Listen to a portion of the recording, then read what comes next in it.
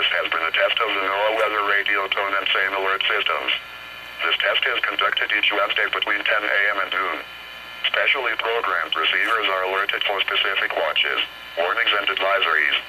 In the event that severe weather is expected on Wednesday or there is inclement weather, the test is postponed to the next fair weather day. This concludes this test of the NOAA weather radio tone and same alert systems.